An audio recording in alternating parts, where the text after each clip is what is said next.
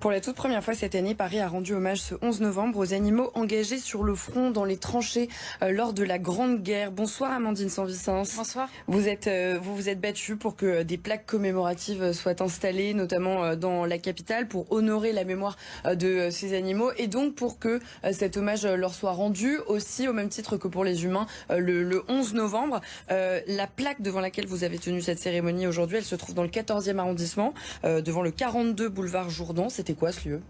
Alors c'est un lieu très important parce que c'est ce qu'on appelle un dépôt de remonte. Donc c'est un établissement militaire, à notre connaissance c'est le seul à Paris, où tous les chevaux réquisitionnés de Paris étaient rassemblés dans ce lieu, dressés pour la guerre et ensuite envoyés sur le front. Donc c'est un lieu important qui est très grand, hein, qui regroupe à la fois une école d'économie aujourd'hui et l'Institut mutualiste près de Montsouris. Et cette plaque avait été adoptée en 2018 et cette plaque voit le jour 6 ans après. 6 ans après, donc elle a été inaugurée au début 2024.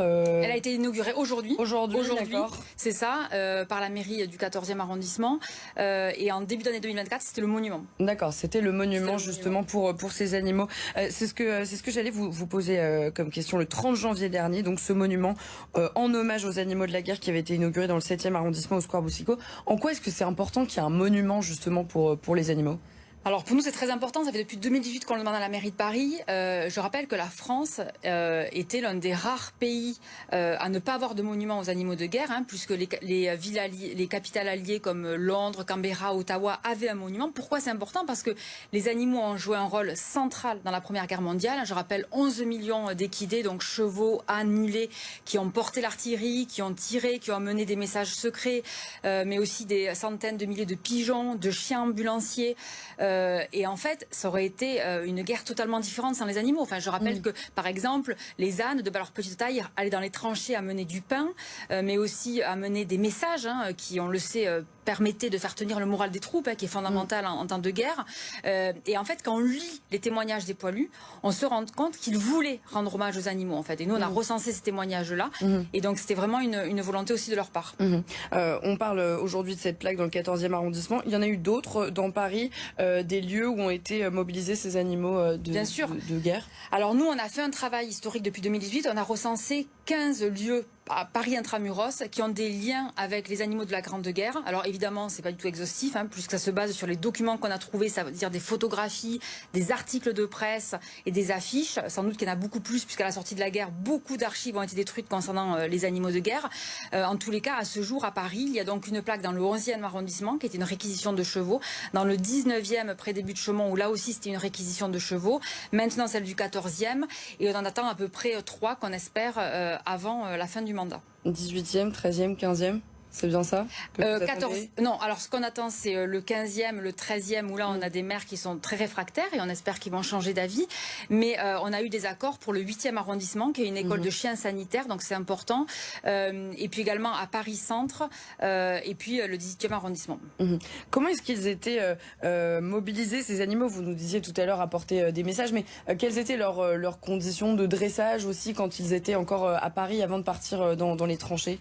Oui, alors ce qui est intéressant, alors on n'a pas beaucoup d'informations, mais par exemple on sait que dans le 15e arrondissement, il y avait donc un terrain d'entraînement, aujourd'hui c'est Place Pernay, un terrain d'entraînement des chiens sanitaires où ils étaient en effet dressés et ensuite envoyés sur le front.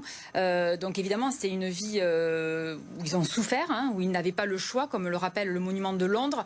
Et pour nous c'est important de reconnaître cela, que notre société le reconnaisse, de leur apporter de la considération et aussi évidemment de faire le pont avec le présent. C'est ce qui nous intéresse, c'est-à-dire de se souvenir pour se dire aujourd'hui comment nous traitons les animaux. C'est le débat aussi qu'on veut ouvrir. Vous dites avoir enquêté justement aussi par vos propres moyens. Oui.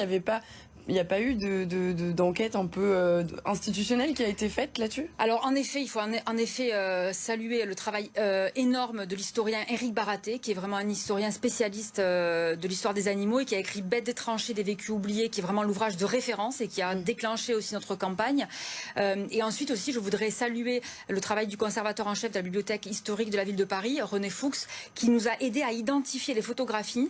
Et c'est vraiment extraordinaire, hein. Par exemple, sur une photographie, il y a une enseigne de pharmacie pharmacie. Il a retrouvé dans les annuaires de 14-18 le nom de la rue. Et c'est comme ça, par exemple, qu'on a pu inaugurer la plaque du 19e arrondissement. Donc on a eu quand même du soutien d'historiens, même s'il y en a peu qui travaillent sur le sujet, mais en tout cas les travaux sont très précieux. Vous deviez inaugurer aussi aujourd'hui une plaque dans le 18e arrondissement. Qu'est-ce qui s'est passé ? Alors, c'est une plaque en effet au boulevard Ney où il y avait une réquisition d'équidés. Donc la date était fixée aujourd'hui avec la mairie. Et puis la mairie nous a appris que le propriétaire de la caserne, à savoir l'État, n'a pas donné son accord. Donc on a été assez surprise de le apprendre 6 jours avant. Et on espère que cette plaque verra le jour très prochainement. Vous espérez Oui. encore. Vous vous battez donc toujours, justement, vous disiez faire le pont entre le passé et le présent. Vous vous battez toujours donc pour ces droits des animaux. Je voudrais qu'on parle d'un autre sujet ce soir, les cirques avec animaux. Par ailleurs, il y en a encore, vous alertez encore sur des cirques avec animaux qui s'installent dans certaines communes. Est-ce que vous sentez quand même que leur nombre diminue ?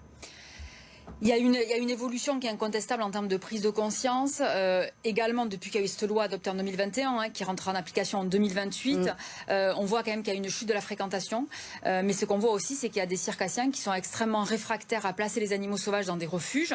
Et donc, nous, on alerte de manière récurrente le ministère de l'Écologie. On estime que le gouvernement n'organise pas la transition vers des cirques sans animaux, alors qu'il faut l'organiser maintenant si on veut tenir la date de 2028. Donc, en effet, on est inquiète et on lance régulièrement des alertes, puisqu'on a des circassiens qui s'installent en force sur des terrains sans l'autorisation des mairies. On a beaucoup de mairies qui s'y opposent et on voit régulièrement en Ile-de-France, mais aussi partout en France, des circassiens qui s'installent en force. Et donc nous, on aimerait vraiment que les préfectures expulsent quand des cirques avec animaux s'installent sans autorisation et que ces animaux soient placés dans des refuges pour qu'on arrive vraiment à en finir. Et je voudrais avoir une pensée pour la tigresse Mévi qui, vous le savez, s'est évadée à Paris le 24 novembre, dans quelques jours.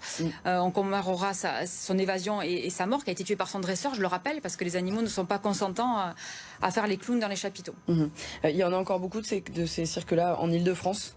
Il y en a quelques-uns là actuellement, tout à fait, avec des fauves, des primates, etc. Merci beaucoup Amandine Merci à vous. Saint-Vicence. Vous avez cofondé donc Paris Animaux Zoopolis, donc une association qui lutte donc pour faire reconnaître les droits des animaux et pour leur respect. Donc une première cérémonie d'hommage a eu lieu aujourd'hui à Paris, donc dans le cadre des commémorations du 11 novembre.